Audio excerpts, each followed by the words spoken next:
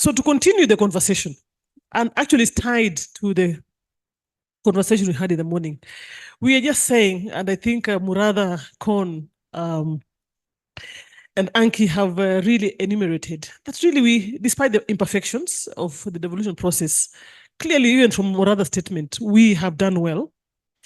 And the current state of devolution in Kenya really has had experiences and some of the most comprehensive experiences and lessons in decentralization reforms. And this can be replicated in Africa. We have champions on these tables that we have in this room today. We have had experiences for the last 2 days, Ghana, Nigeria, Mali, South Africa, and all that. And they said, no, Kenya today must be given a full day. And with me, I think the panelists that we had in the morning gave some very good, background. And Nicholas here tells me, Judy, we should have had more days. And I think we can talk and talk and talk. But let's discuss about lessons then. What lessons does this Kenyan experience really hold for decentralization and localization efforts in other African countries? And I think Nicholas, Augustine, Tembo, Paddy, all our colleagues, Travis, we have a panel that is going to give us reflections on that. Lady Justice Jacqueline Mogeni, who is the immediate former CEO for the Council of Governors, now actually president of the Land and Environment Court and president of PAJELA, the Pan-African Alliance for Judges of the Land and Environment Court. Kindly help me welcome Jacqueline. I also have with us Mrs. Angeline Hongo, member IGRTC, joining us today. Happy that the chair was here with us since Monday. Happy the CEO has been here with us. Kindly join us.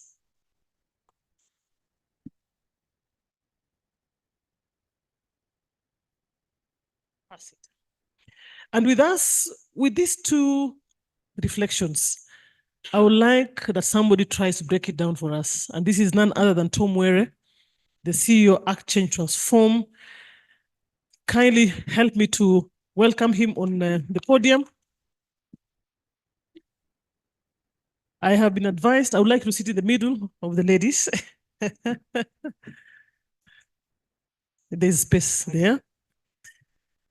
I would like them to just give us reflections. And I've been advised, and I'm very sorry, it is demand. I'll have to just give you 10 minutes, not 12. We were hoping to give you 15.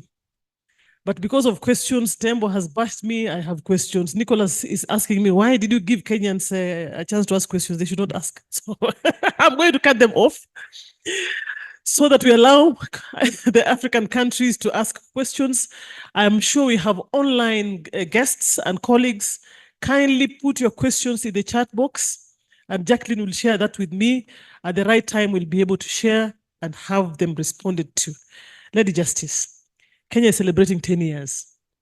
For those who don't know, and I'm sure she'll not say that, the moment we had the counties come into place in 2013, the champions were here, trying to navigate the rough terrain of devolution.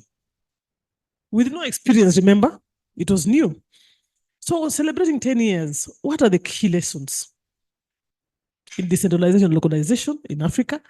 And what are the major transformations and recommendations for strengthening devolution or decentralization for that matter? Are you able to just provide us with reflections, a few reflections on that? And we're giving you 10 minutes.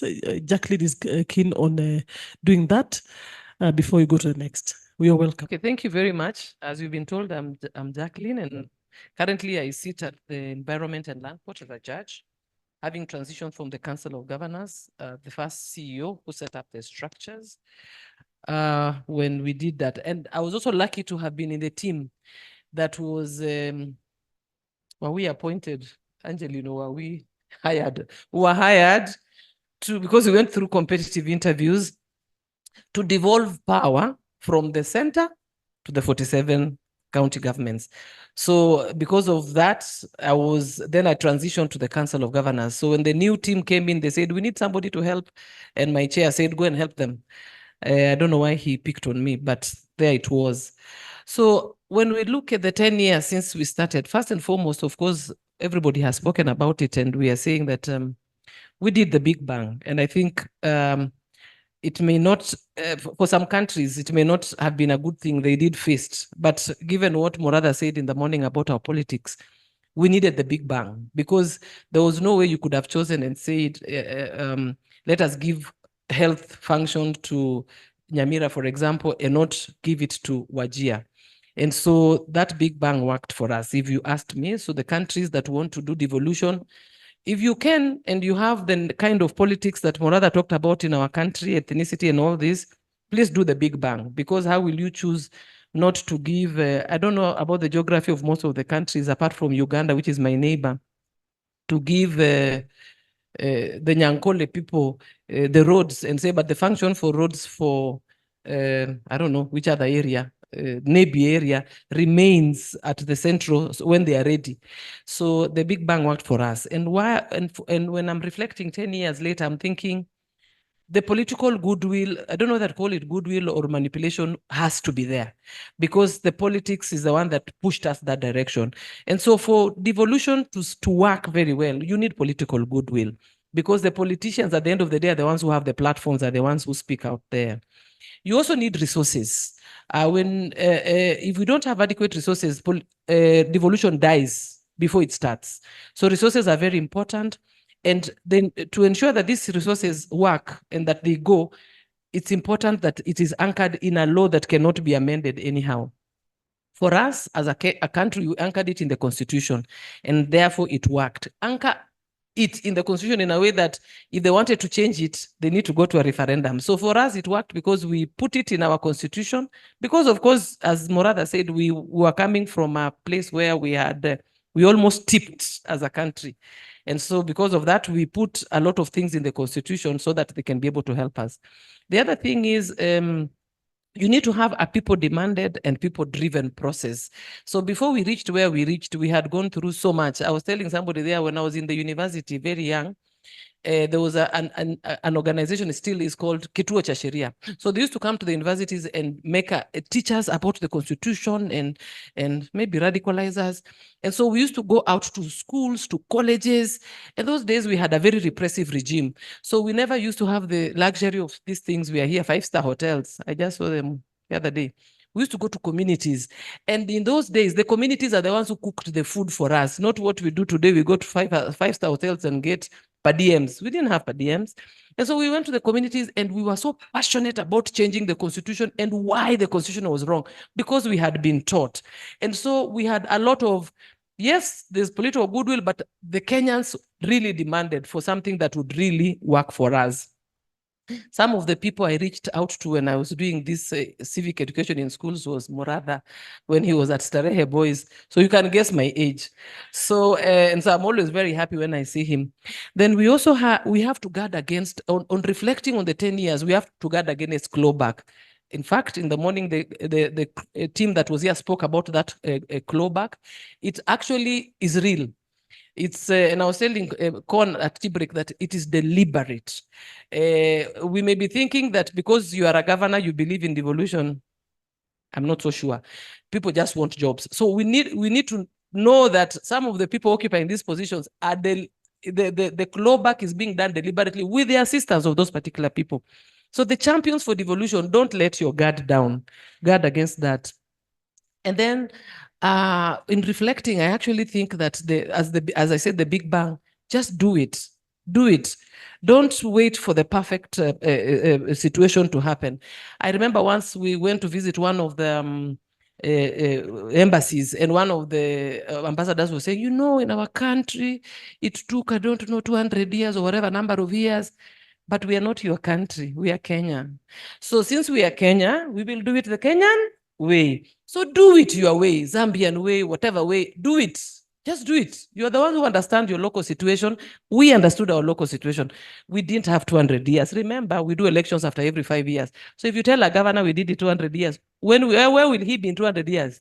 So everybody has their target and just do it. If I reflected back today, don't be afraid. Do it. You will catch up with all the other chaos ahead and you will sort it yourselves. And then please also document and learn from each other. That was also raised in the morning. At the Council of Governors, we came up with something called Marifa Center, the Knowledge Management Center. Why? Because I realized that nobody can document for you your experience. You document it yourself. The national government will not document our experience for us. We have to document it ourselves. And that is why we decided to come up with the Marifa Center. I hope it's still continuing. I've not gone back to check. And then adapt to the existing situation. If you don't have enough laws, the way we did it for Kenya, we had the fifth schedule in the constitution. It said, adapt the laws that are there so that you can move on. There will never be perfect time, perfect laws. Just pick what is there and adapt it as you go along. And then the other one is have a team of champions that we already have been saying. And then also, we left out the judiciary. I reflect back now and I'm like, we left out the judiciary. Now that I'm in the judiciary was our anchor, because when we had challenges with the national government, when we were fighting, the big brother thing, we ran to the judiciary. And for sure, the judiciary of Kenya should be celebrated. Not because I'm in the judiciary. Even when I was at the council, I used to say we should celebrate the judiciary because they held devolution. When things were so bad, we ran to court. Today, I hear the two levels of government say, don't go to court, let us come and talk. We tried this talking, but maybe it might work right now. But again, we left out the judiciary because some of the decisions that I see or used to come out, sometimes I hear judges call the cases from, the laws for the counties, bylaws. Bylaws were for the local authorities. It's because we haven't educated the judges and the judiciary staff enough. Please, let's not leave out the judiciary. So if you're going to do your devolution, move with your judiciary, because our judiciary is not devolved. It's still one of the shared institutions. And then the last one, politicians are not technocrats. And so for the technocrats, you must hold your fort and do what you need to do to ensure that the systems are working. Don't flip over on this other side and begin to eat, so to speak, as Morada said, with the politicians, because the whole system will collapse. And in 10 years now, when I reflect back, I think we missed out on the part of having a technocrat strong team that is protected by law, by the constitution, to lay in place systems and structures that the politicians would come and use. We allowed the politicians to set up the structures. Disaster. You can see what's happening in the counties, some of those things. It's because of the way we went about it. So if you are to ask me, allow the technocrats and protect them so that they can be able to set up a system that works. I will not speak to some of the greatest achievements because the team that spoke in the morning already spoke to that. And for me, it was just a reflection and to look at what is it that we need to ensure that we've done. There was something I left out. Yeah, I think I'm saying that for let us have a technocrat team that could midwife the process. And if you can even be able to cover them and say, this team will set up the systems for 3 years before we do the devolution. At least the governors will the politicians will find a system. If you don't do that, you end up with what we have today. The way brother was speaking, it is not only the local authorities, even the counties. You will find that a whole village, a clan, has been hired from the top to the bottom. So when the governor leaves, the whole clan becomes jobless in a county. So let us put in place some system that will help. Thank you. Very well, very well. A round of applause. I think that was good. Good reflections. Thank you. I think I have some comments, but I would like to ask when we finish with this. So with Mrs. Hongo, again, reflections. And I think you have been here longer with the local authorities. I think when I started my career, I found you already there. IGRTC took over. Now in IGRTC took over the remainder of the work of the TA. I think where you served with the Lady Justice. Again, it facilitates really the implementation of devolution. We would like to hear from you what exactly the key elements that have worked, what has not worked, and what recommendations would IGRTC provide to elevate the decentralization conversation in Africa, not just in Kenya, in Africa, in 10 minutes. Thank you very much. Like Judy has just mentioned, and sorry if there's some people I call them with the first name. Like I was just telling Lady Justice Mogeni, that if I went to her office now, I don't think I would think of referring to her as Lady Justice. I would just call her Jackie. And then I was told by Con that I would be thrown behind the bars because I've not addressed her well. Thank you very much. This space of devolution has been there with us for some time, but also it started at the local government.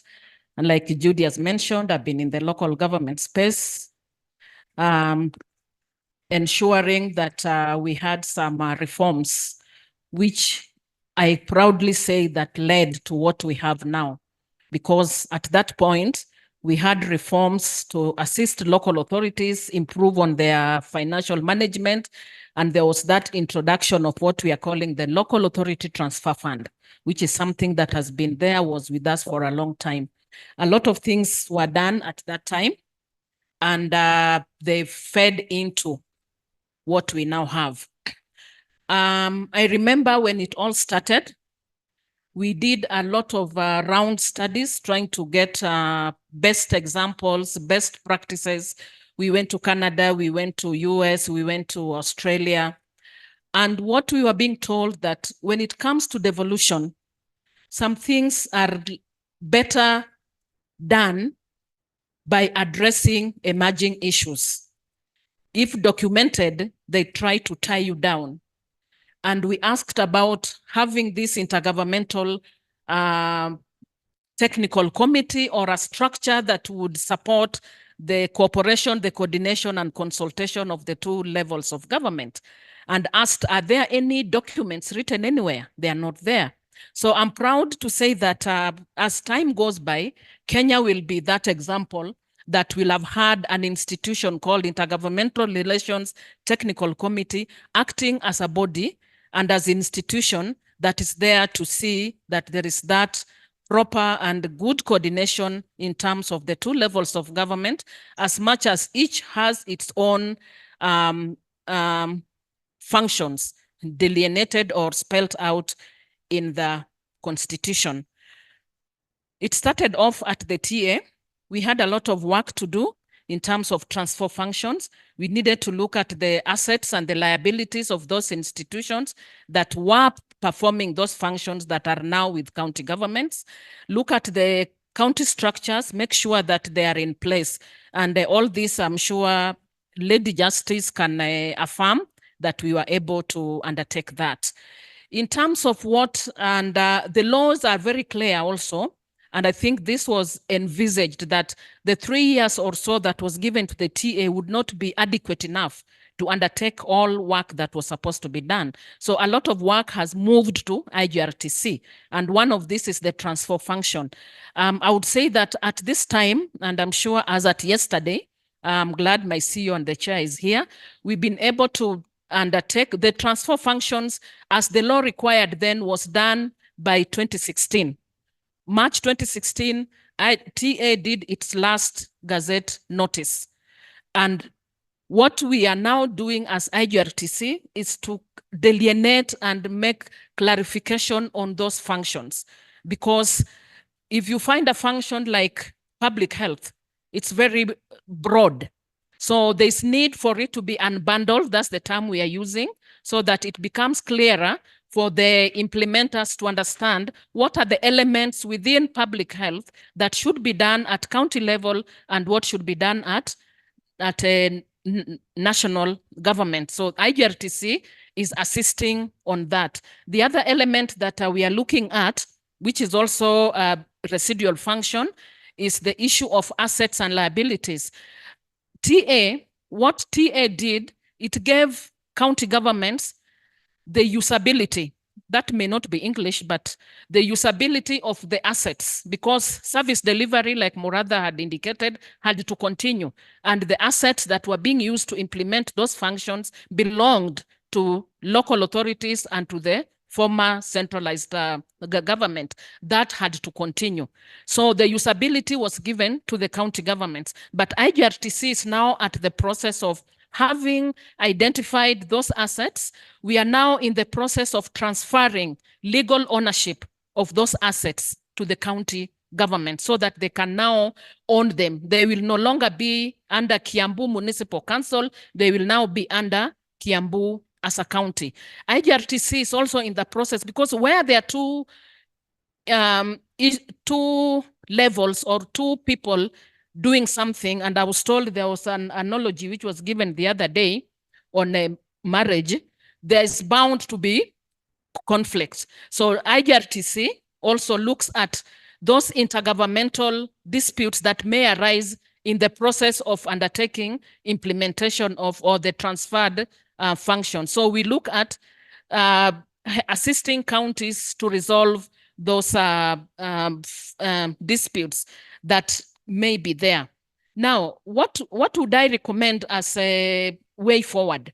Of course, there was a question that what has worked and what has not worked. We may not be able to use the word what has worked and what has not worked because there are challenges as we go on. Issues of wage bill that has gone up because of the issue of recruitment. We have the issue, and it's a question that keeps, it's a statement that comes out in any forum where you bring the two levels of government together, the delayed release of funds to county governments. And also, in terms of the county governments, what may not have worked, which we expected to have worked, is the issue of the own source revenue. County governments are not, they are trying their level best now in terms of picking up on or realizing the local revenue as prescribed in the Constitution, but it is not good enough. So there's over-reliance on the equitable share, and that's why there's always that cry when the money delays. Up to yesterday, there was that tabulation of what has not been given. That cry is always there. But if that can be improved, is something that can also be addressed as we go into the devolution. For African countries and for the countries that have visited Kenya to study on how we did our devolution, we've had people from Nepal. I think 2 days ago, we had a team from Somalia coming to see how have we been able to do it as a country. And the first thing we always advocate, and like Lady Justice mentioned it also, is that let us have a law that cannot be easily changed or cannot be easily manipulated. Have it in the Constitution. We keep saying that in Kenya, if we didn't have some things in the Constitution and in the law, we would still be grappling with devolution in Kenya. In our Constitution, you look at it, it has timelines for when some laws are supposed to be in place. Like, for example, the Urban Areas and Cities Act, we had only 1 year to put it in place. The other 5 devolution laws, we had a time frame in order to do that. TA was given a time frame to make sure that the devolution is done, that the transfers and the structures that county governments needed to start operating are there in place. All that is in law. Secondly, it's best to have that, what we are calling the political will. It's very, very important from the top leadership to understand that you need devolution and that it's working and that it's going to work for the country, so that we ensure that the objects of devolution that are well spelled out in the Constitution are well taken care of. The other thing, lastly, is to make sure that we have very strong institutions in terms of making sure devolution works. In Kenya, we do have the IBEC, we have the Council of Governors, we have the summit, which brings the 2 levels of government to meet at regular time so that issues are discussed and agreed upon and the implementation is done, not by the politicians, but by the technocrats. So that is something which is very important. That as an institution, you should be able, as a country. Lastly, in terms of IGRTC, it's important that that body is housed in a place that it can serve what it is mandated for, that it can be able to bring the 2 levels of government together, that it can coordinate the 2 levels of government. Earlier on, we were housed not housed as such, but we were perceived to be under a ministry. But now we are now under the office of the Deputy President, and the summit is under the office of the president. So we are now housed at the highest level. So if you want to move and have a structure to serve as an intergovernmental committee, let it be at that place where it is not seen to be serving county governments or serving national government. So I think with that, Judy, I will stop there for the time being. Thank you very much. Thank you very, very much, Mrs. Hongo. Thank you. Always refreshing whenever you have her on the podium. I have one comment. Maybe I'll just read, and this came when Lady Justice has just finished making her comments. This is from Anesitas Mramba. Thanks all for today's presentations and comments. Remind me during my work with local government. The transparency of the government fund or local government fund or the county fund is not really in place in some of the areas. And he says here, that is why people are furious about their leaders, etc. Accountability and transparency is important for development of our people, and that will create trust to their governments. That's one comment from Anesta, so keep them coming. Thank you very much. A lot of things, I think good reflections here. And I would like, before I go to Tom, to just break this down and also bring in the perspective of strengthening the citizens' voice. We have seen and heard about entrenchment of decentralization. I like the way Lady Justice was saying, do it your way. You will get your blocks there, you'll know how to handle them there. Whichever model, go for it, do it anyway. Entrench this in law, just do it. It's important to adapt to the laws. It's good to have champions. The judiciary must move with you. I think, and this is something that I laughed over with her in her office one day. I said, you have reached here and you're still talking about devolution. It's because I think the judiciary must be in this thing. Because some of the cases where whenever we ran to court, I remember the judiciary was really, really independent, by the way. So they also need to learn. Politicians are not technocrats, so remain in your lane. Really, if you have to uphold these institutions, strengthen institutions, I like it from Hongo, and clarify. I think even in the morning we had that issue of clarifying the mandates and the functions. You have spoken about the negatives, the wage bill, although there was a different perspective from Sweden. The OSR issue, we are not able to raise enough revenue, but there is still also the delay of disbursement of funds to the counties, really delaying everything else when it comes to development at the county level. We need strong institutions for devolution to work. Intergovernmental relation structures, the National Coordinating Summit, chaired by the presidency, the Intergovernmental Budget and Economic Council, which is the next level, chaired by the Deputy President. Then we have IGRTC. Then we have the coordinating bodies like the Council of Governors and others. It's good to have strong systems. And even the MDAs, the ministries, departments, and agencies of government must also work. With this, I don't know what, Tom, you have to say. With this really exemplified, this story of devolution, the journey of devolution, what would you then highlight? Just give us your perspective, break it down as lessons in devolution and the role of the non-state actors in this, especially in strengthening the voice of the citizens to contribute towards the decentralization conversation. Tom.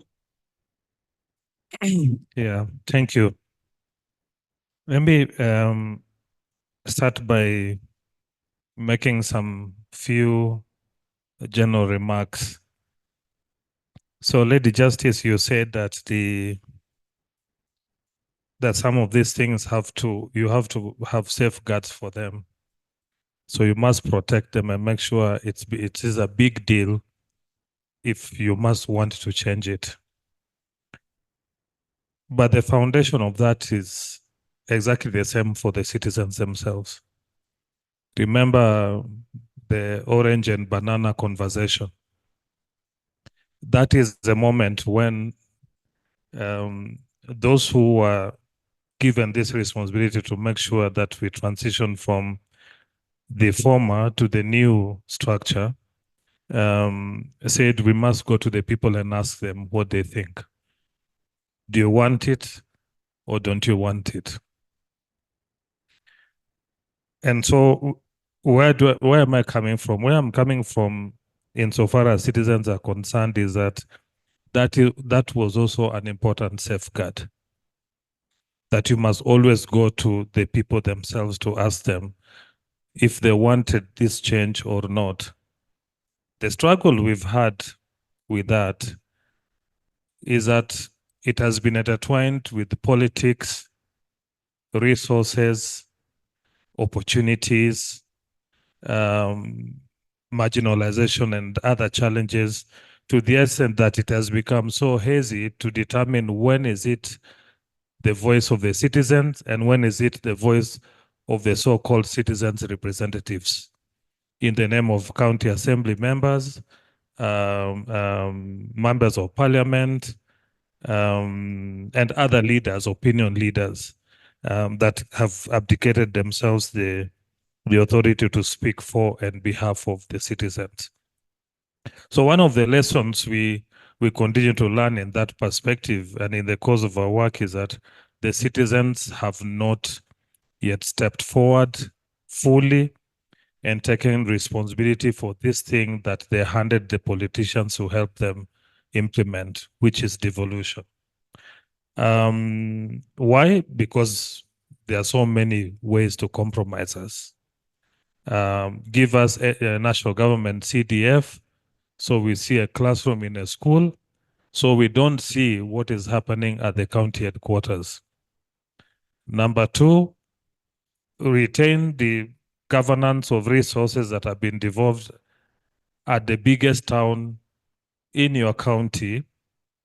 Deny us, make the distance far enough so that it is a struggle to get there. And if you remember, there was a conversation about Sweden where you go to a public participation activity and there are only two people who are, if you think about their age, they are probably over 35, which means they are adults. So where are the children? Where are the women? Where are the youth? You know, and where are the typically marginalized people by physical location, distance from the center. And that is an important lesson that we have learned as active and as we've been supporting very many non-state actors-led interventions that are seeking to strengthen social accountability and to try to hold leaders to account for how they invest and prioritize resources to address the challenges that we are experiencing. I think the third thing is the whole mix-up between the national government policy and the county policies. So in Kenya, we have this confusion. The UN have those many, I think 17 indicators of growth, which have been generally agreed and most countries are signatories. If you go to the Pan-African level, we have Vision 2060. And when you come to another layer, you'll find there's a Vision 2045. In Kenya, we have had Vision 2030. Then we have CIDPs, which are 5 years. Then you have spatial sector plans, which are 10 years. Then we have the annual plans, which run along the annual physical planning process, the budget. In very few of those, the citizens' aspirations are not put into perspective. And even if they are not sequenced in the way that they would like them to go. And so when the president says, look, one of my priorities under what is now called BETTER, bottom-up economic transformation agenda, I am very keen that we improve the housing. Secondly, this was part of the Big Four agenda, isn't it? Of the previous administration. Thirdly, it is a devolved function. Fourthly, citizens still are struggling with housing. So the big question for non-state actors and citizens is where is the unified effort and what is the role of the citizen?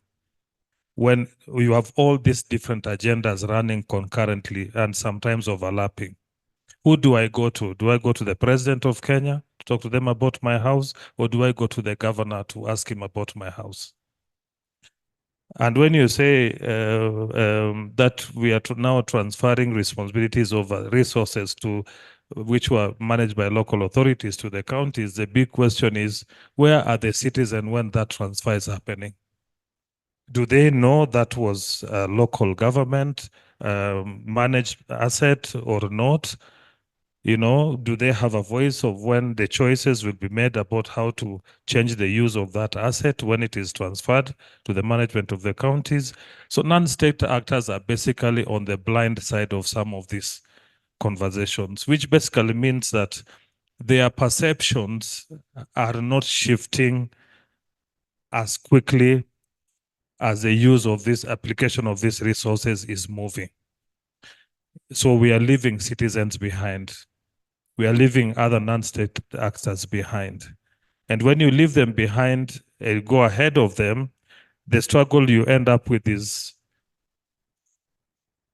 they just follow and social accountability doesn't work. And yet we are depending on the citizens to hold leaders to account for the decisions they make. Finally, for now, is the whole question of where should my focus for accountability be as a non-state actor? Should it be on the results that are visible, which is the investment by the CDF, or should it be this new big structure called the county, whose plans are not very clear, the indicators of success are not clear, the targets are not universal, they keep shifting. They are being pulled by the national government policies. So refocus resources on the housing, tax people, take it to the center, bring back the houses. But that is not the priority for the citizen. The citizen today is starving, has no clean water. So why isn't there that there's a national levy for the last mile for clean and safe water? And last but not least, where is the space for the non-state actor? So we just have the Public Benefit Organizations Act passed, and now it has been operationalized. There's a rapid process to try to get it out by developing the guidelines. The question is, I am part of the non-state actors. I am sitting here having conversations with you, but the NGO board is having a meeting in Naivasha to come up with the guidelines. So the question is, those guidelines are for who? You know, and how will it work for us? I think I want to stop there for now. Hopefully we can come back to some of the questions. Yeah, thank you. Thank you very much, Tom. Good questions. Good questions. And I hope as you sit there as Namibia, as Zambia, as Malawi, as, you know, Kenya, as South Africa, these are questions you're reflecting on as you think about strengthening. So the citizen's voice, you're talking about leaving no one behind, but here we are leaving people behind. Where is the space of the non-state actors? Accountability issues are also coming in, the planning process, you know, all that. I now open up to questions. I'll give us so that we can have a lot more, maybe 2 minutes. We have how many minutes? No, we have time. I'm happy we have time. We've been able to manage ourselves. We have more than 40 minutes. I have Tembo. I have Ketema, Paddy, and Murada for round 1. And then I'll come back to round 2. 2 minutes each so that we can be targeted in our questions. Kindly. Thank you very much. My questions are targeted and straight to the point. Number one, what advice would you have for countries that are pursuing devolution? Everything is in the constitution, but there is no constitutionalism there. What advice do you have? Number two, in the transfer of functions to county governments, was any principle of asymmetry or differentiation of those powers and functions followed? Then number three, we are now talking about gender balance. Is there any deliberate policy or guidelines that ensures that when it comes to county representatives, the aspect of gender is actually followed? Then the next question is as follows. In terms of decision making in local authorities, in Zambia, we have a situation. The constitution clearly states that, central government must not interfere with the operation of local government. So again, when it comes to decision making, it's clear it does that. However, we have the Local Government Act, the 2019 Local Government Act, which seems to take away those powers in section 81 or 81 or 82. It says that, whenever a bylaw or a budget is formulated, the minister has to approve it or disapprove. So what advice would you have for us to make it more efficient?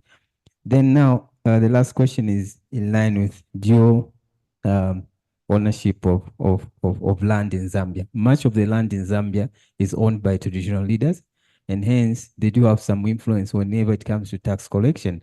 For example, whenever a market structure is within a traditional area, you find that traditional leaders collect those taxes. Those are the questions. Thank you very much. You've tried. I've Thank you. improved. Yeah, you had 5 questions, I think. Exhausted. Who was the second? It was Katema.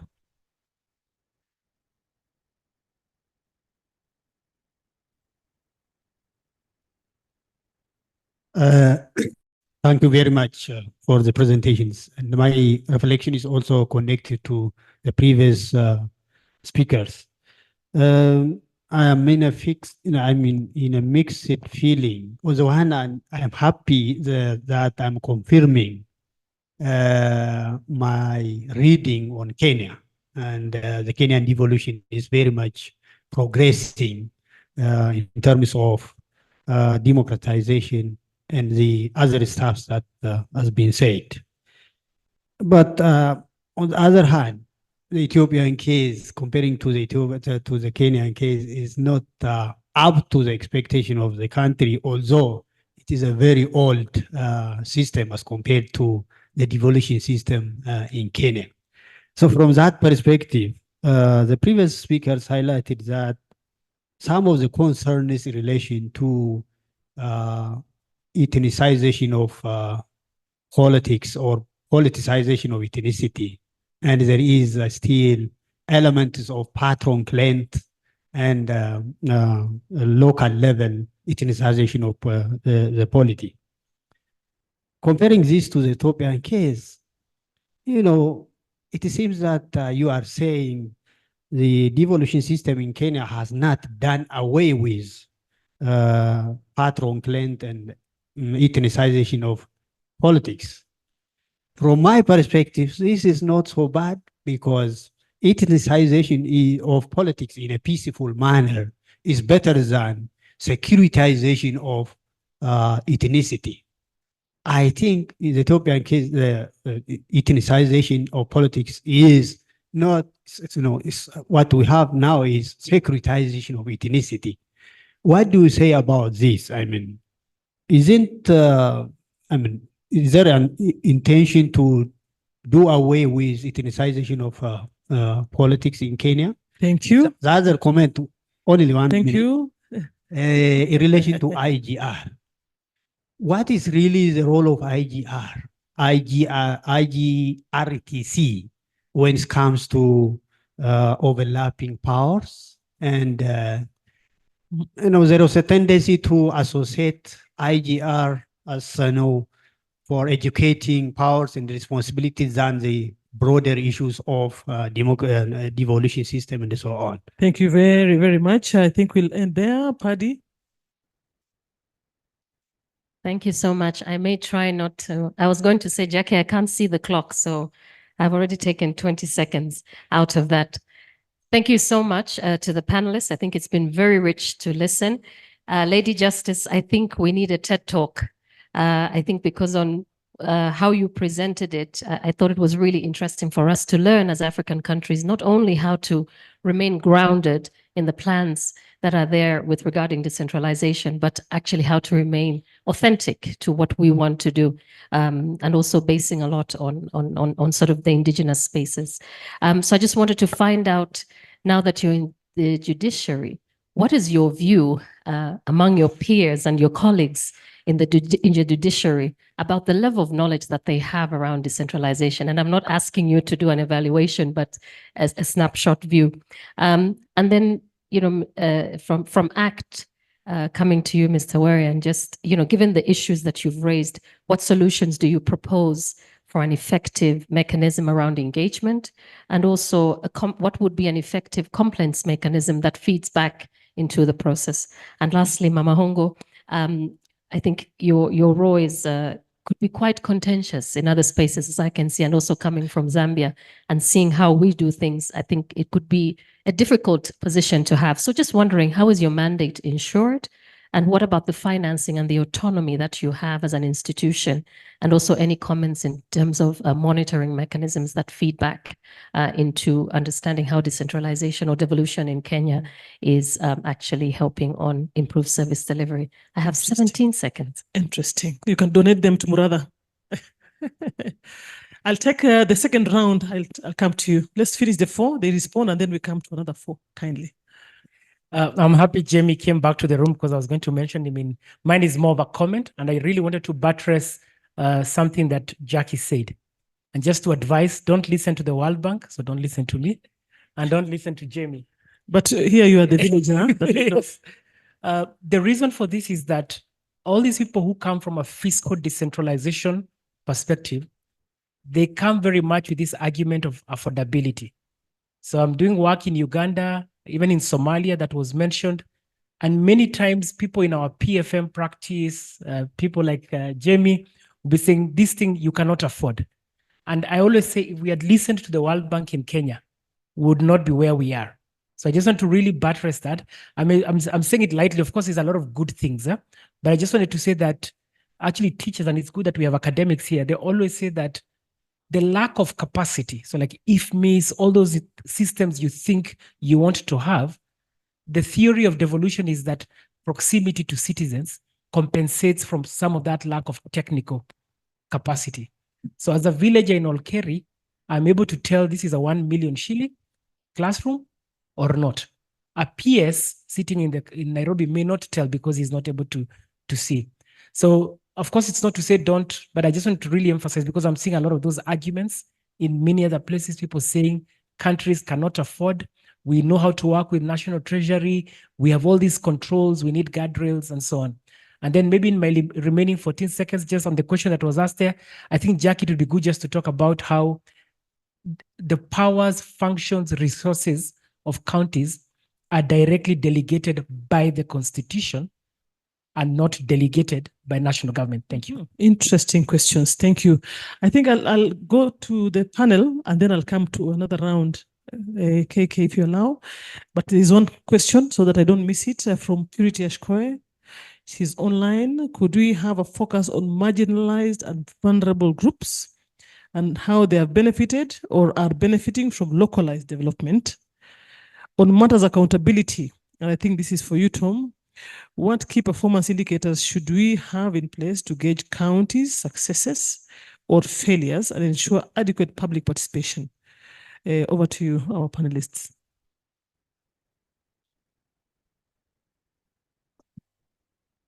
I think I'll start, since mine are very brief. I'll start with the last comment on the issue of power, functions, and resources are delegated by the Constitution.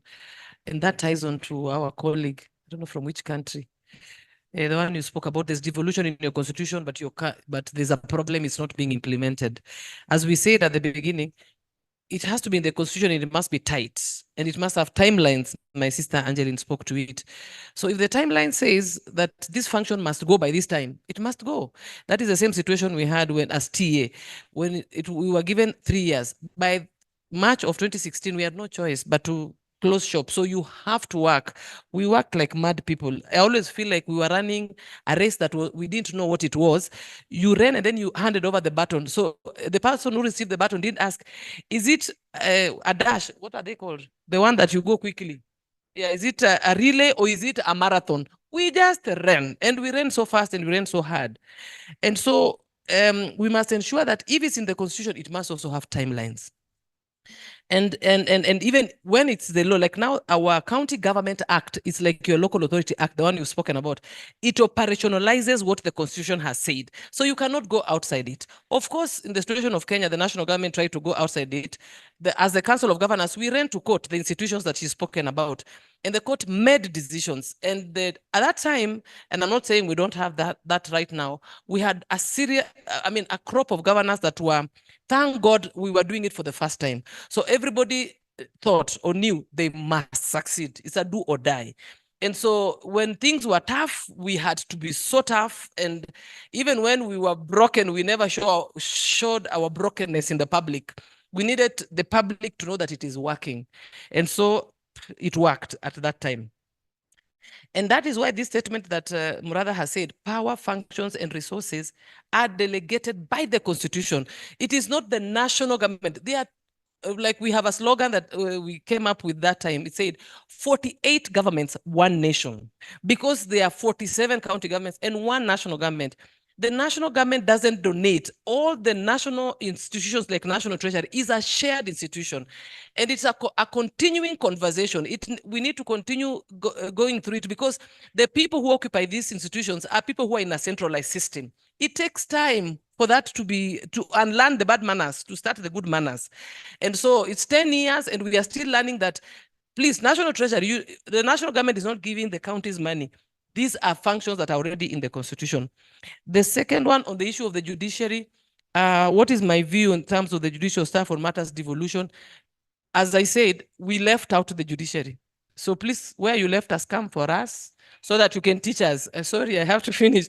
So that you can teach us. Because, why do I say this? We say that the judiciary is not a devolved institution. So really, even as TA, we rarely, in fact, we never focused on the judiciary. If we went to the judiciary, we went because there were cases. And we told them, oh, these people, and so they had to, oh, there's a new law. It's called what? County government. Oh, what does it say? Because it was the old law. So they are also learning, and the judiciary right now is going on an upward trajectory of learning, and we have to learn very fast also, the way we did when we started. So the knowledge is there, but it is minimal because we are learning. So please, for any country that is doing devolution, go along with all the three arms of government. Don't leave out one and say, the judiciary, it will. No, please come along with us. Remember, some of them are still calling county laws, what are they calling them? Bylaws. Bylaws were, so please help us. And the last one, devolution has been dealt with ethnicity. The issue of ethnicity, I thought I need to comment on it. I come from a county, we all come from counties. So I come from a county where ethnicity has been replaced with clanism. So you see, we've removed the big tribes. Now we are big clan. So you find that the governors, they come in, and I imagine it's happening in all counties. They employ the people. The big clan is the one that is taking the bigger chunk of the jobs. And yes, ethnicity is not a bad thing, as Monada said. Neither is clanism a bad thing. But when we do it in terms of denying resources, places which are supposed to get the money, then it becomes a negative. So it's how to ensure that we embody our ethnicity politics into the clanism that actually works for the county governments, where the resources are supposed to be closer to the people. And the last one, I'm married to a politician. And of late, he's been taking a responsibility of educating the citizens in his county about what the role of a senator should be, and what the role of a MP is, and what the role of an MCA is, and what the auditors report means. And I found it very interesting that now that when resources come in when the Senate releases resources to the counties, it is their responsibility to hold their governor accountable. And so I would advocate that civic education becomes a continuous process, not only for the judiciary, for the elite, but even for the local people, done by their own leaders so that they can understand what their role is as citizens. Over to you.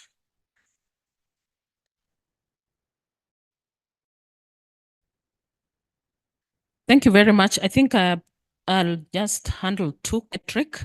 The first transfer. Yes, our laws advocated for that. If you look at the Transition to Devolved Government Act, it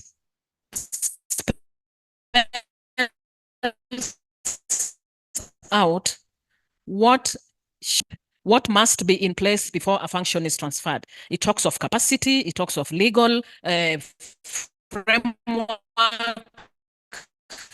and skills, and HR colleague, Lady Justice, talked of the Big Bang approach.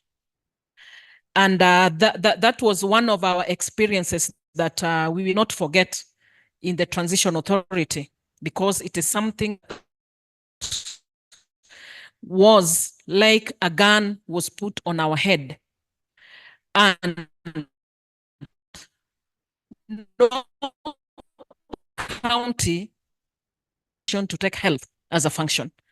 As much as the constitution or the law spelled out what needs to be in place before that is done. As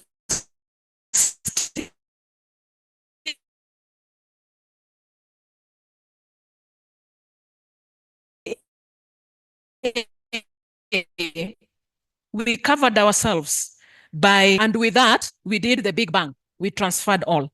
But the law, the TA, the Transition to Devolved Government Act spelled that there is need for that asymmetric. Look at the capacity of a county government. Is it ready? And if it is not, because the role of building capacity is given to national government, let those institutions pick up on that and undertake that role so that that capacity is there, both legal, both finances, both in terms of capacity and the rest.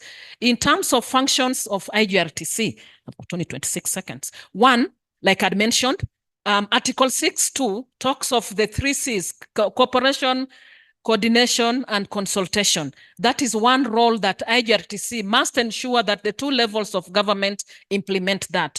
2, for us to do that, we have modalities, strategies to undertake that. 1, we have what we call sector forums. We bring the 2 levels of government together so that they can discuss issues that affect them, that are common to them, whether good or bad, so that they can improve on that. 2, we are the secretariat to that body called the summit, which passes resolutions that are to be implemented by both county governments and national government. We ensure that those resolutions are implemented. Where there are hitches, we document them and bring them back to the summit and say this cannot be done. 3, like I mentioned earlier, we also look at if there are any conflicts between the 2 levels of government, we bring in our role as the ADR, alternative dispute resolution.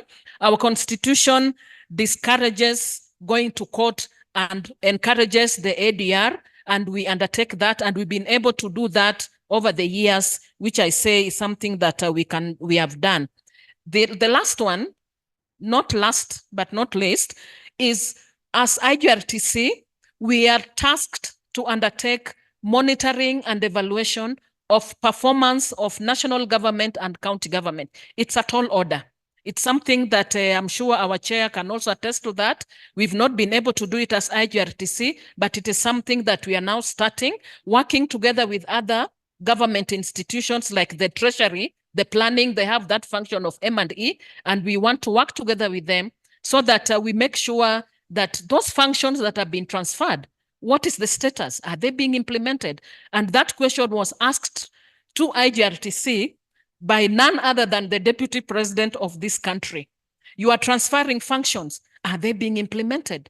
what are the problems? So this is something that we need to pick up, and we are calling upon other institutions and other brains in this house. I can see Muta Kangi, I can see Conrad Bosire here with us. These are people who have been with devolution for a long time, and they'll be able to help us. So when we knock on our doors, LPSA to assist us on this, and other government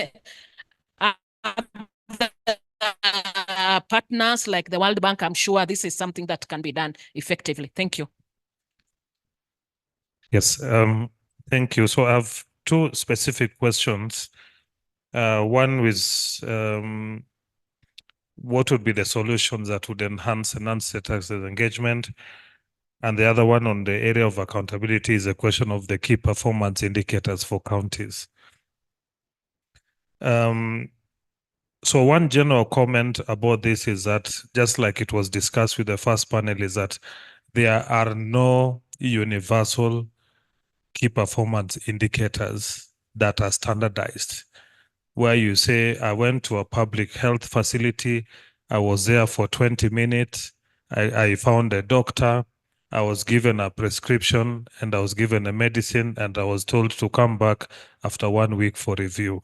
That is not there. Previously, in the first administration post-devolution, all ministries had these service charters pasted everywhere in public spaces. So you could be able to say, what are we here to do?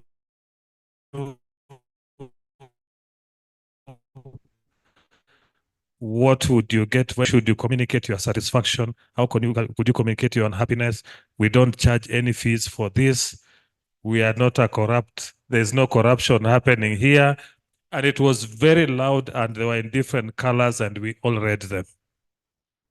But remember, we left the rest of the employees of the government behind, as Lady Justice and our friend here were doing the big bang. They just didn't leave the judiciary behind. They left all other employees of government behind. These same government employees are the ones who went down to the counties. So they have continued that bad behavior. And so what is it that would enhance engagement? Responsibility to educate, to inform, to have dialogue, to accept to be questioned, and to honestly give feedback. So it's a cultural shift that engagement is more important and dialogue is just as important. And that would enhance the interactions with the non-state actors. Why? Because the non-state actors are not just civic entities. They're also businesses. They are religious leaders. They are community leaders. They are civil society organizations. They are citizens in their own individual rights. So because there's a lack of a clear framework of engaging with these different entities, other than the fact that there's a public participation policy, the question is, what is the formula for giving an ear to every one of the non-state actors that have an interest? And secondly, is that capacity must therefore exist in sufficient quantities, in the right quality, as close as possible to all these non-state actors, to help them before they go to the county headquarters to basically understand what is my concern and who should I direct it to. So that area is one of the areas that need a lot of work. Clarity, clear information, clear lines and channels to delivering your questions. And the contra to that is feedback that is timely, that is helpful, that is honest, that is inviting for you to keep going back. Why? Because you are there to serve. State actors are there to serve the non-state actors and give us the opportunity to participate. Thirdly, if I'm a business, I need information. That information will help me determine whether the environment is suitable for me to invest. Remember, we were developing the classrooms in our schools because part of education is devolved.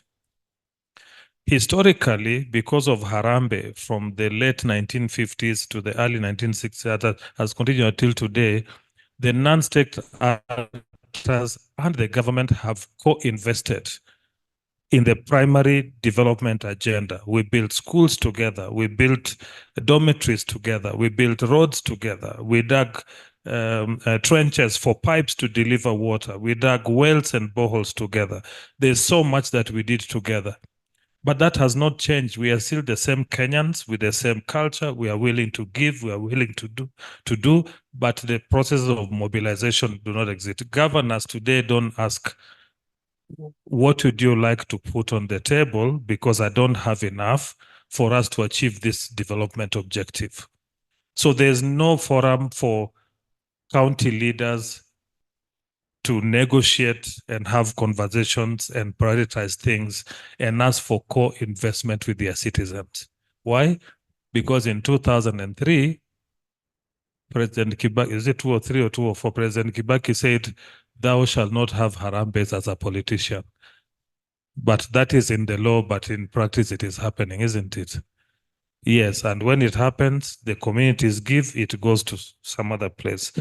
So I don't want so in closing the feedback loop, I think the most important conversation should be, what are the mechanisms for feeding back and for channeling information, enhancing dialogue and honest ones. And on accountabilities, I already spoke about that. I think that should be Muratha and Con and Conrad and anyone else currently actively engaged in this space, is to start pushing the agenda of 3 or 4 or 5 indicators. Perspective, we have indicators because of the Yes, I know we can speak and speak. I had left 2 hands here, so I'll start with the KK. I'll go to Yap, then I'll go to Dr. Kangu, then I'll go to Nicholas. After that, yeah, not many Kenyans. Let me balance. Then I will come back to you. Oh, Mas, yours was up. I'll take those 5. Then I'll come to the next round. Yes, I'll see how, you see, there Jacqueline is looking at me. So let's see how we manage with that, and then we can go. Then maybe 2 quick, please be direct, 2 minutes, and then we can, yeah, KK, your first comments. Yeah, thank you very much, Jude. Tom, on public, I mean, and really it goes to the point you just made. The fact is that the essence of public participation is also partly to demand accountability by the leaders. And at that point, you know that the people who are required to be accountable would probably not be the best shepherds of demand for accountability. And therefore, we very much are going to depend on the organization of our societies to create, institutions, local institutions for demanding accountability. Is that happening or is it not happening? Because I think it is the only way that we are going to do it. And in that context also, remember that in the point you just said that, to what extent has the establishment of county governments and the idea that things are free undermined the development of our social capital in the country and its implications? Finally, justice. The way the Constitution is at the moment, I don't know whether I'm right or wrong, but I keep saying it, and therefore I want it affirmed by your authority, that we are locked into this system. It is not easy to do reverse. People can play with it, but they cannot reverse it.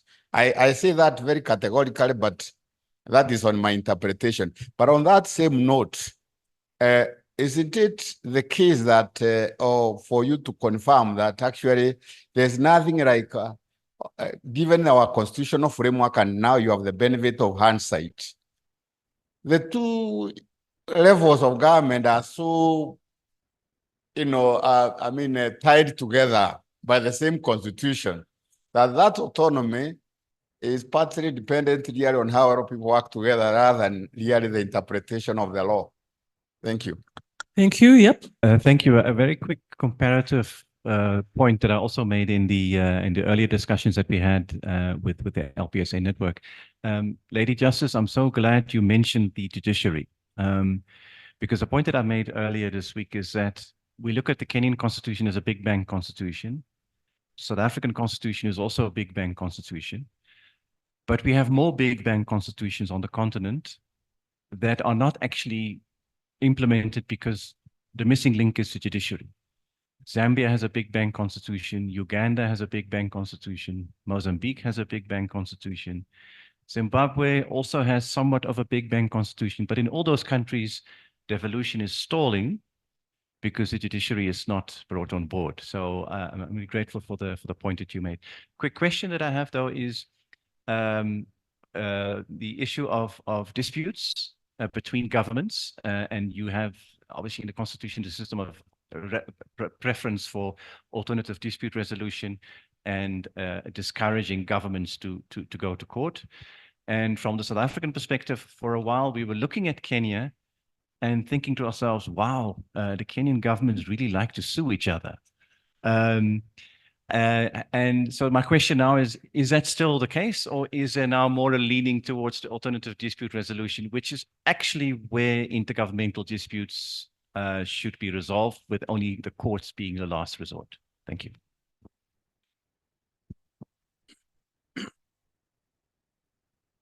Thank you so much. I will not be speaking to Kenyans, but maybe our colleagues from the other countries who want to learn lessons. And I want to urge you that do not focus on what we did right. Also see the mistakes we may have made and seek to avoid them. And from that perspective, I would want to say, as someone who was involved in the constitution making, the design of devolution, that constitution making does not end with the promulgation of the constitution. It continues with the implementation, and therefore how you design the implementation of the constitution and devolution in the constitution itself is very, very critical. If I were to be asked to design the Kenyan constitution today, I would look at a different design for implementation of the constitution. Because we are where we are because we allowed some institutions which were part of the problem to midwife the implementation. Right now, Parliament is one of our weakest links in devolution because they have vested interests. So they don't want to see the constitution implemented. And so if you design the implementation, sure that you have an implementation commission that was overseeing the implementation. Of course, it had a time frame with, of course, provision that Parliament could extend their term. But because Parliament were not very happy with the fact that that commission was really prefecting them what they should do, they had a lot that needed to be done. Thank you. So you need to learn from that. Number two, I'm sorry, Oduma. This one is very important. I think constitutional scholars, political science scholars, political economy scholars, we need to start asking ourselves the question of the role of the public finance management system in our design of constitutions and in our trying to deliver constitutional governance and democratization. The World Bank and IMF would always have their own approaches. They will always tell you of what will work and what will not work. When they do their reforms, they are trying, and yet in our place, our devolution was trying to devolve. And I can tell you that part of the problem in realizing our constitution today is because the public finance management system, if you do that, it will undermine the whole process. That's the problem we are facing here now. Thank you very much. And then last, change management.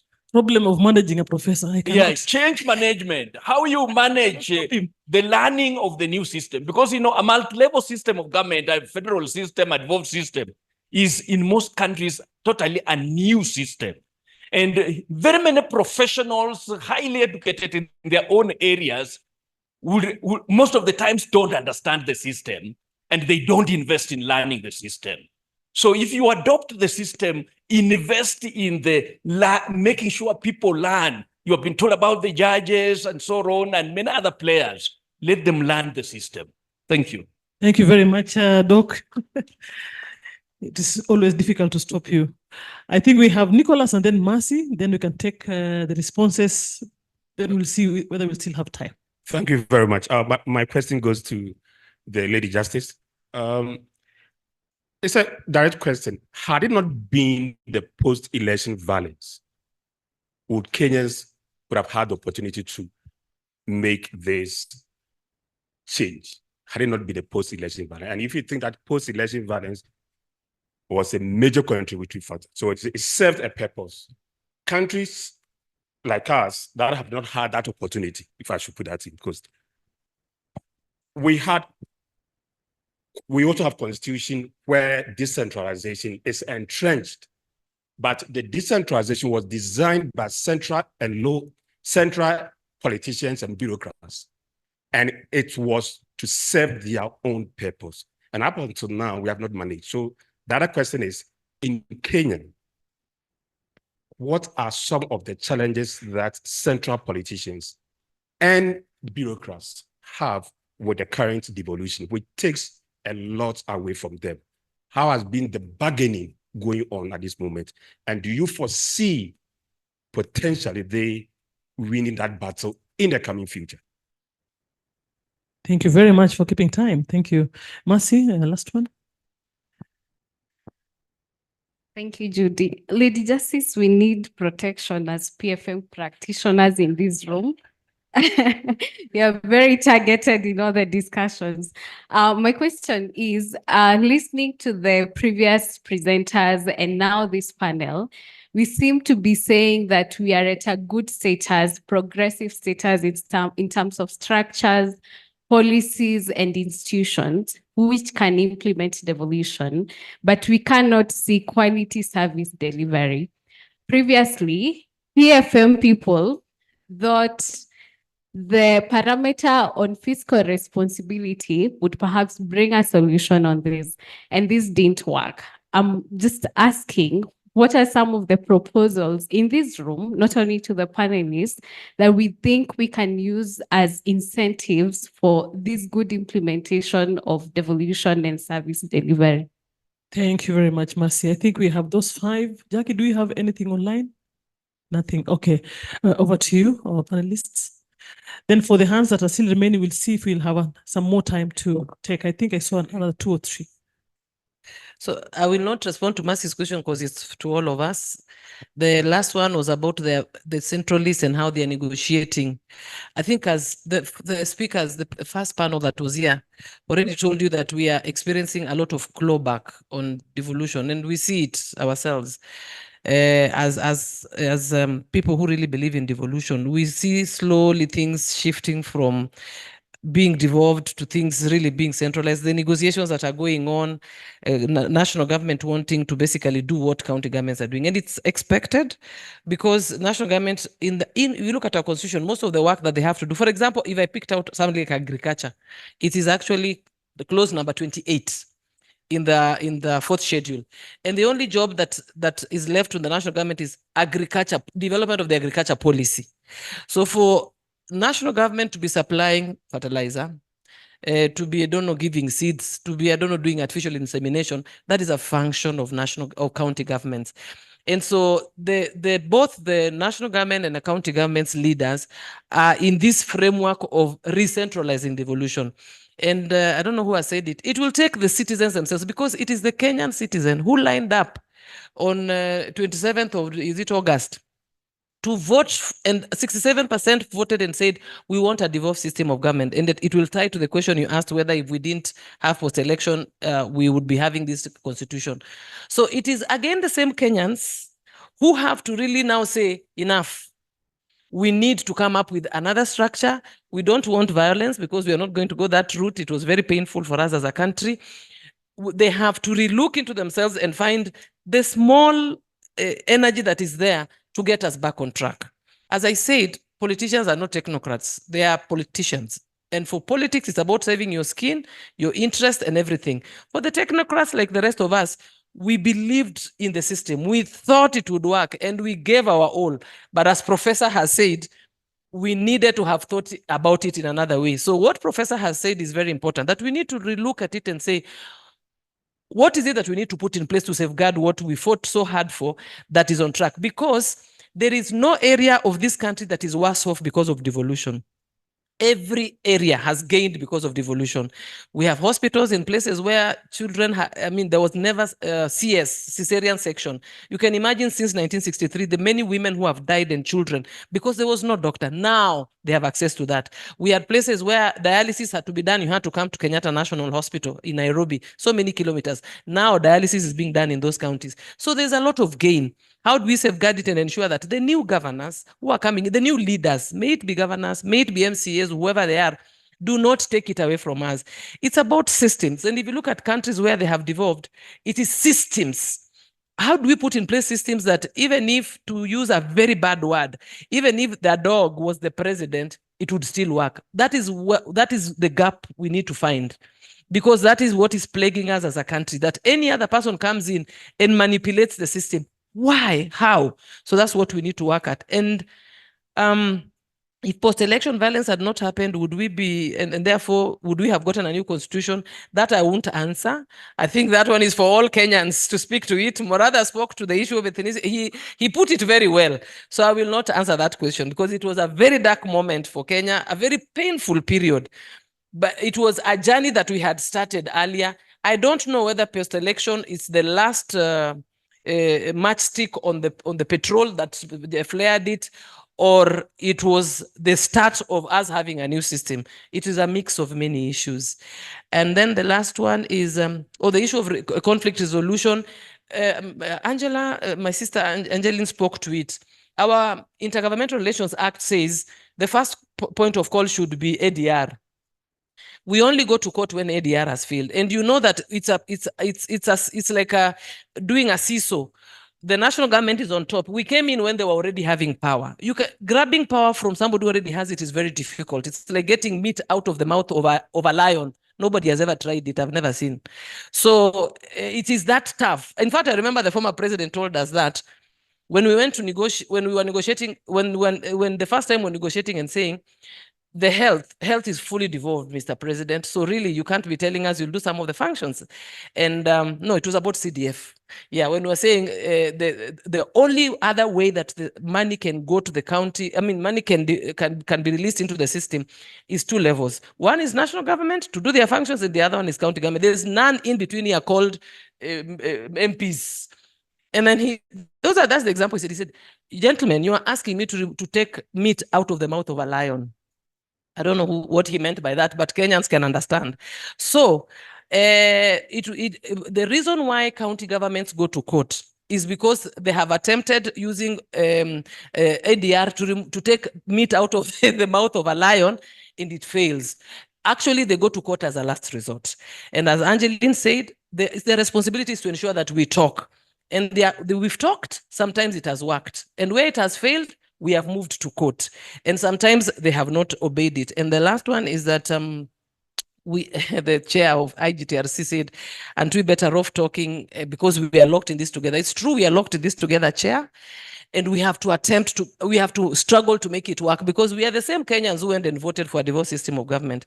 Now it's being clawed back. To avoid a situation where we have to go at each other's throats and remove our ties, we have to work together. And you are in a very good institution that has been charged with the responsibility of trying to resolve this conflict. If a good example, if I can give, is the Nyamira-Kisii boundary, the boundary situation. We talked as TA, we went in as IGTRC, We did ADR, it refused. The only institution that has unclogged it is the judiciary. But again, we've only unclogged it at the High Court level. My colleague at the ELC court, you are aware that Kisi has gone to the Court of Appeal. So it will go up to the Supreme Court, and hopefully we shall see how it shall be resolved. But the first resolution has come from the court, but the cases are still going on. Thank you. Sorry, I've taken that.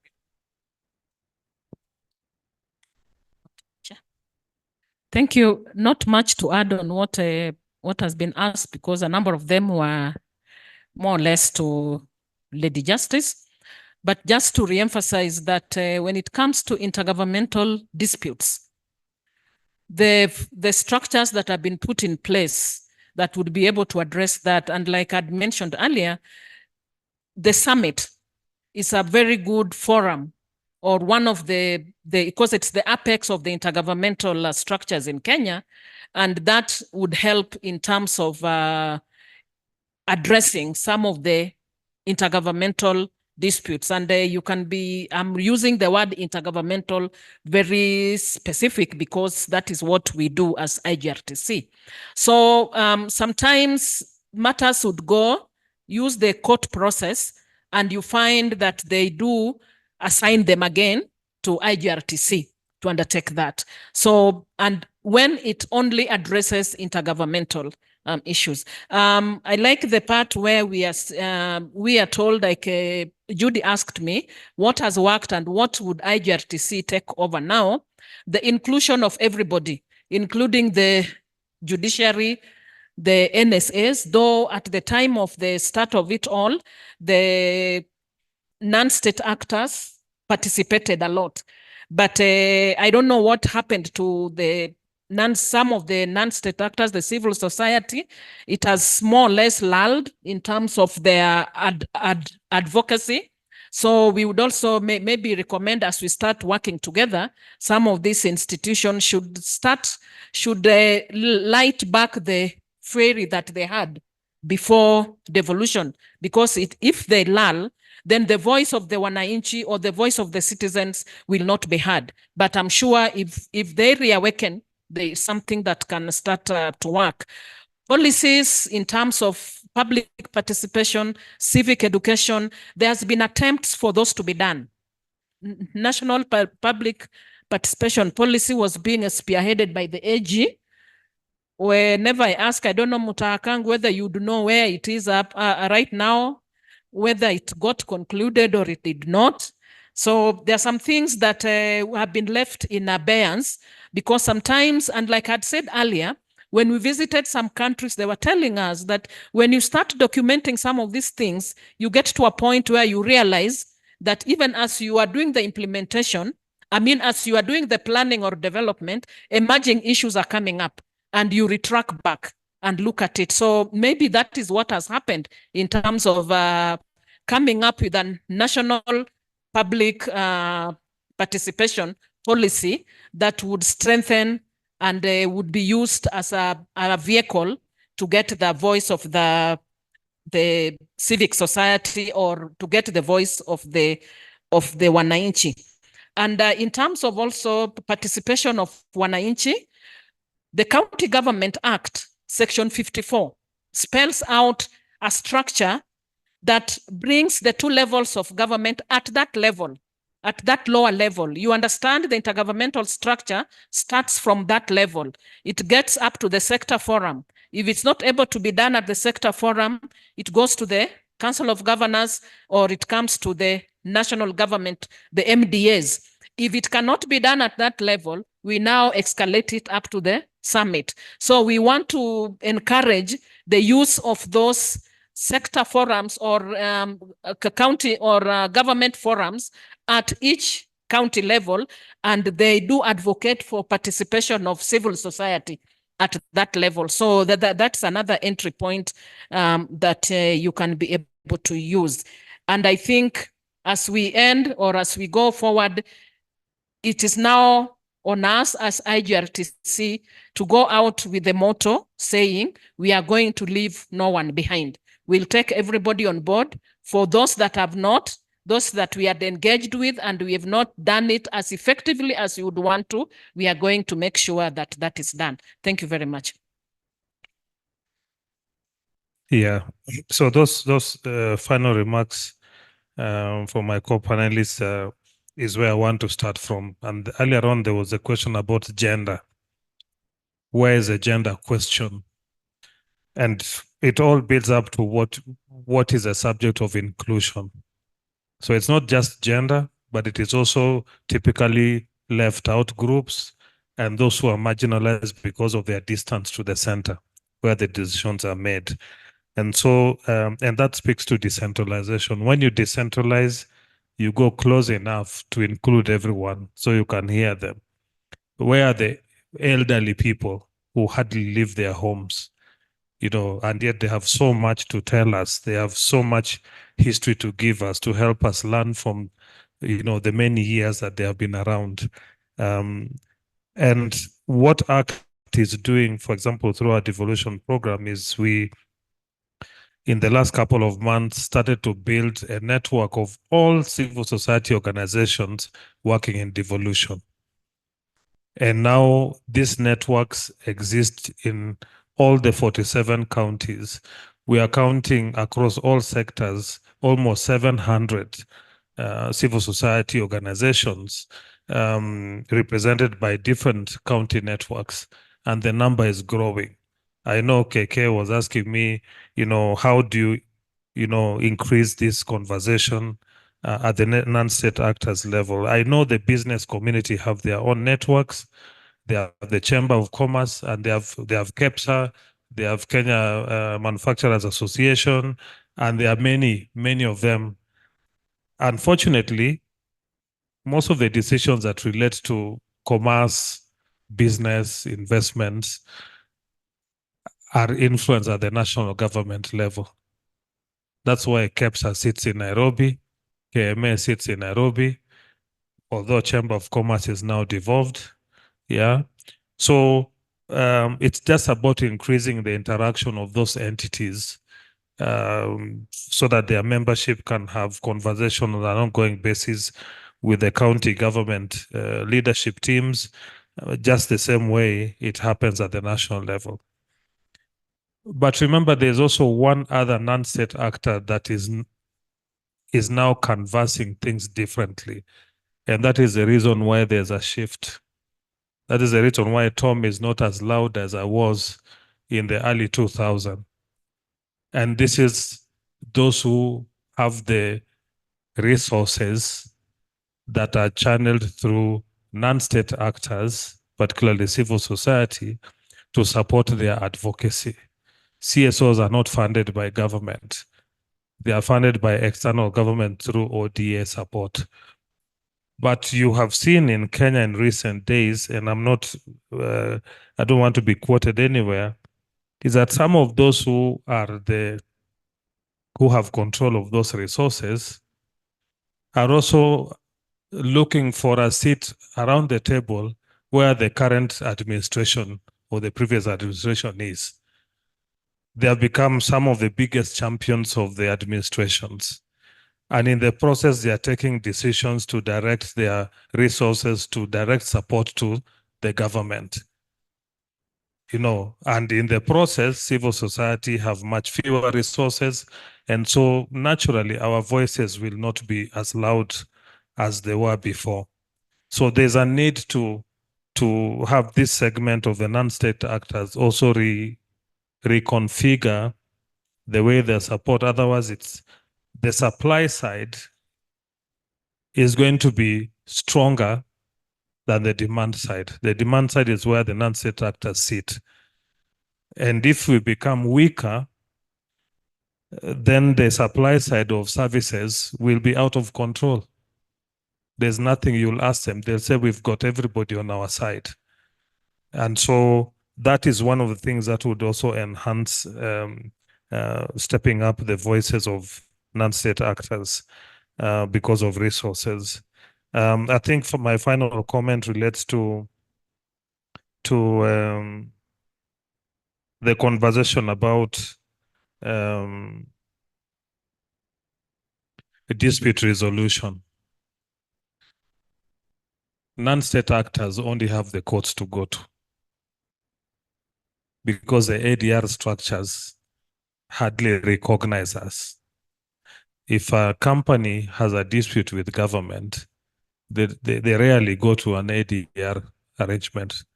They would go and get the courts to interpret their issues and hopefully be an independent arbiter. Because one is a taxpayer, and the other one is what do you call it? Is a regulator. And when there's a dispute between a business owner over a tax issue or anything else, they find that the courts are the best places to go and have that arbitration. But I want to ask Lady Justice, for civil society, we are always engaged in arbitration, informally. We lobby as a part of ADR. We advocate as part of the ADR. But our conversations are rarely documented. You walk into an office, you have a conversation with a policy leader, a decision maker at the end of the table. When you leave, they say, oh, I'm going to give you one of my technical people to keep working with until this is resolved. And then we walk away and nothing moves. So we want to come to court on what we're calling public interest litigation. And we hope the same way you fast track the electoral disputes, especially the one for the presidency, is that when we raise important concerns about corruption, lethargy in government, misuse, fraud, all those things, you can accelerate, those processes, even if you still throw them out.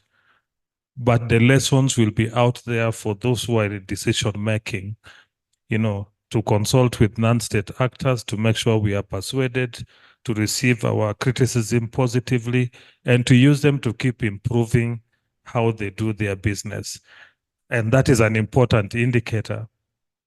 That is indicator number one, that devolution is working. Speedy resolution by the courts of citizens' disputes that are taken for arbitration in the courts. Thank you. A round of applause. What a session. What a session. I have been warned severally by Jackie, just using her eyes, that we should conclude, although we still had questions. What's your direction? Let me now behave like Augustine yesterday. He does not want to be counted as one of those who did not know how to manage time. So how do we go? I am advised that we can do it this way. We can take 2-3 takeaways from the floor and from here, but we'll start from here. In 30 seconds, the greatest takeaways or parting shot, and then we'll go to the takeaways from the floor. And I think we can try to, I know CEO had whatever, we can give you the first priority. I think we can go that way. Yeah. Just one word. But allow me to respond to what he has just said first before my takeaway, so that you press at that time. Now, the courts, even now, what we've done, I will speak from the court where I am based, the Environment and Land Court. We realize that we are not the grundnorm of resolving all the legal problems facing the country. We deal with land. Land is very emotive, and when we hold it for long in our courts, we actually stalling the economic development in the country. So what have we done? We have moved and now set up what we're calling working groups and divided the Nairobi County, we are starting in Nairobi, into barons, because the matters of land that come to us, for example, if you looked at the Eastlands, it's double allocations. If you looked at central region of Nairobi, it is leases ending. If you looked at certain urban, the affluent urban areas, it's about adverse possession because the owners, the rich owners are not there, maybe their kids are out of the country, and so on and so forth. So because of that, we've divided the country, the town into barons, and we have working groups, and we have everybody who is a member of the working group. We have CUCs, the court users committees. The court users committees compose of civil society organizations, LSK, which comes to court, and all those. So what we are saying, help us to solve the problem, because some of the problems they come to court. I deliver, like tomorrow I'll be delivering some judgments. Next day, in fact, before next day, in the afternoon, they've already put in an application under certificate saying, we want you to set aside your judgment, and they're giving reasons for that. And then, of course, I don't set it aside. They've gone to Court of Appeal. Actually, some of them go to Court of Appeal and come back again. So we've realized that the judiciary will not solve the problems. So that's why we have that. So please be encouraged. We are now doing ADR. Please make sure that we endorse. We are also launching, we launched the working group for land. We are launching the working group for environment.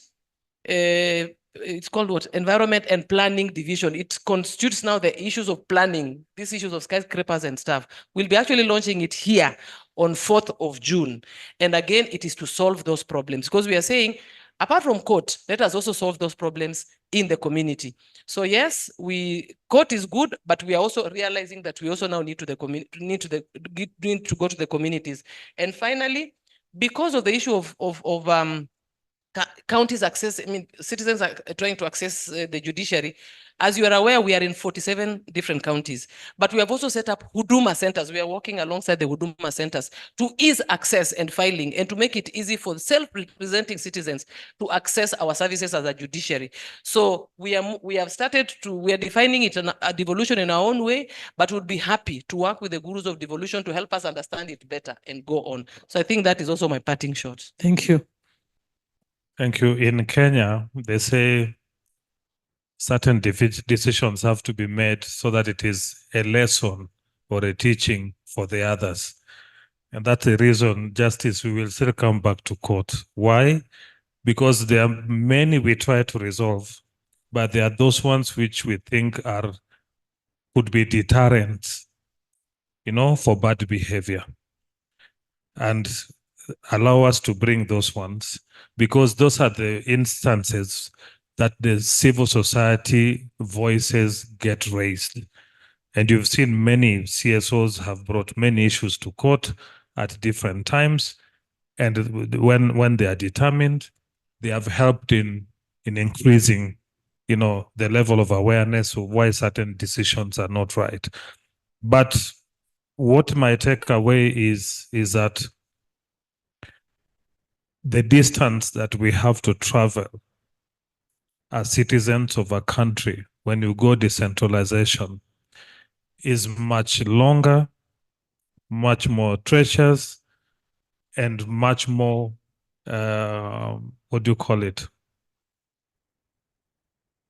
challenging. Why? Because some intentionally stay behind, and there are those who change their course along the way,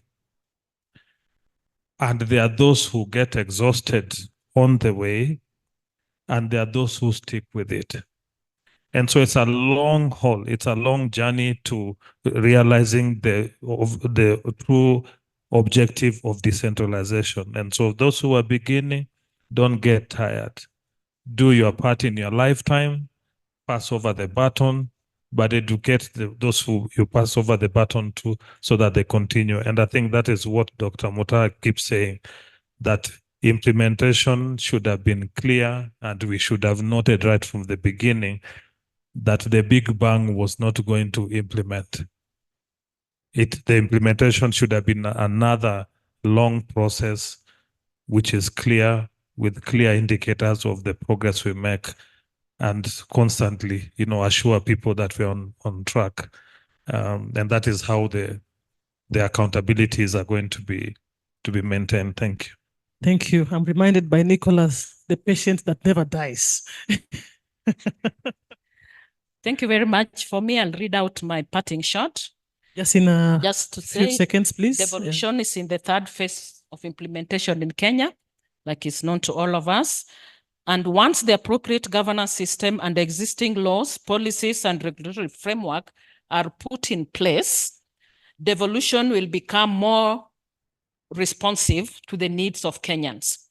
Achieving devolution dream requires the combined and sustained efforts of all actors, including national government, county governments, and citizens.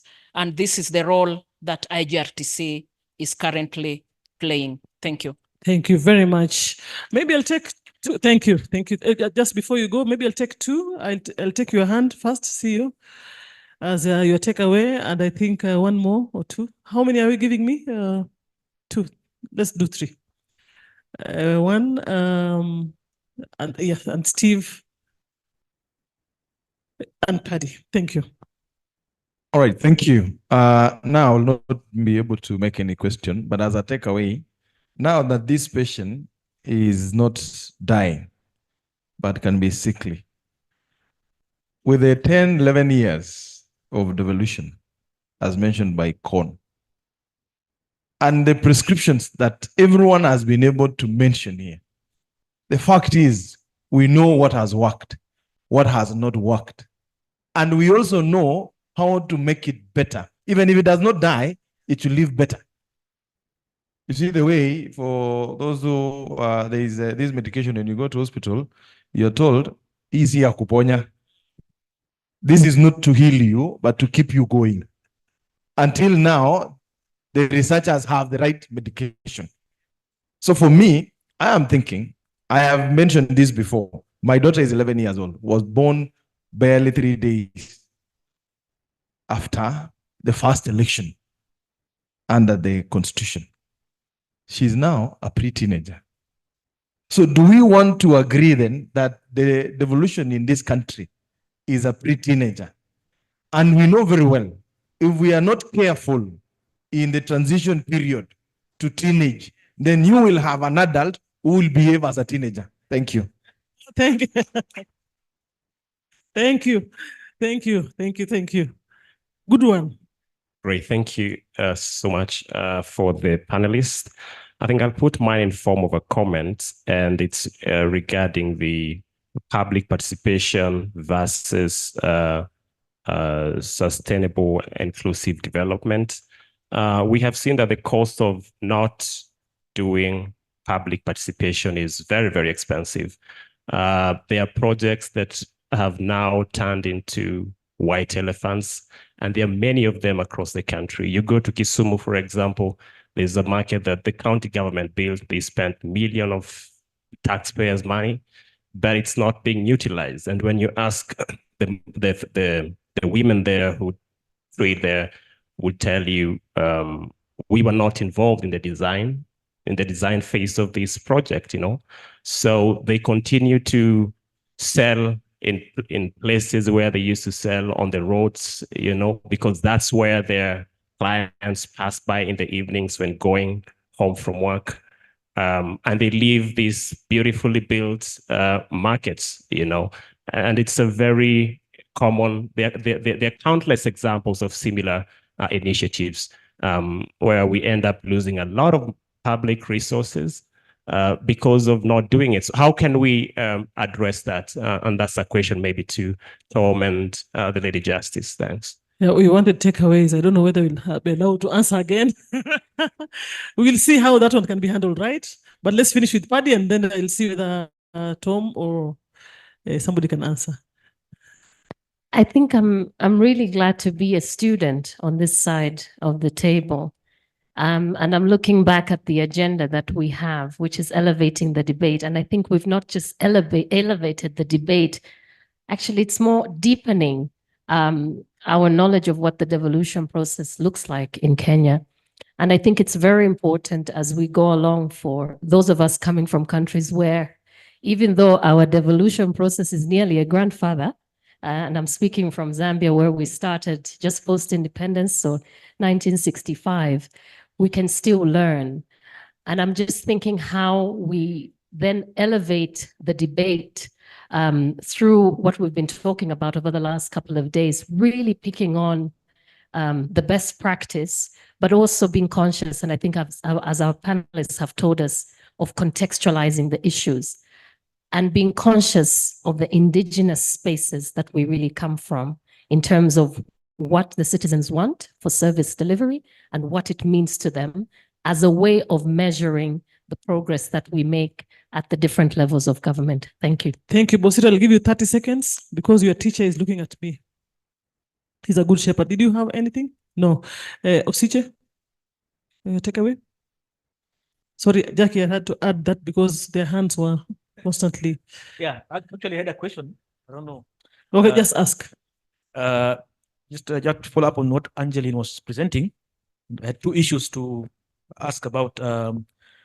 You talked about some of the recommendations about the housing of IGRTC, and I wanted to ask now, since independence, we've had a distinct Ministry of Local Government, and even when the new constitution came, we had Ministry of Devolution. But I think since the new government came in place, it was shifted and put under the deputy president's office. I don't know. What's your opinion on that in terms of has it been weakened? Because now it's a state department of devolution within the big office of the deputy president. That's one. So is it good or bad? Has it been weakened or made strong? That's one. Two, on the timeliness. On this, and I wanted to follow up what you said about that one of your mandates is to ensure that the delineation and clarification of functions. Yeah, and in terms of timeliness, I think last year the deputy president, when attending one of those IBEC meetings, he said that within 60 days they'll have unbundled 14 functions within 60 days. So the way he was talking was as if it's very easy to do it, but I think from your presentation here, it's still work in progress. So those are my two observations I wanted to make. Thank you. And I've been advised we can discuss those over lunch. I am under pressure. A lot of pressure. So don't mind responding. Please twin, sit on the one table and all that. Thank you very, very much. I am sure we cannot even finish. Thank you very much. All participants, let's give a very good hand to our panelists for really doing justice to the session. And again, of course, the session in the morning, another round of applause to them. That was a very good session. I think we can't finish this discussion. Jamie, I think it was too short, but anyway, we can never finish. Let me say thank you. We intend to proceed and progress this conversation. So let's not take it as the last chance. We have opportunities lying ahead of us for us to actually crack and beginning making solid contributions. We've been able for the last 3 days now just to pick out on some of the issues that we must advance from the sessions that we've had for the last 3 days. And we hope that you'll be able to work with us once we call upon you to really continue to engage when it comes to issues of devolution. And with that, I would like to take my seat, but invite my co-chair to just give a vote of thanks. Thank you very much.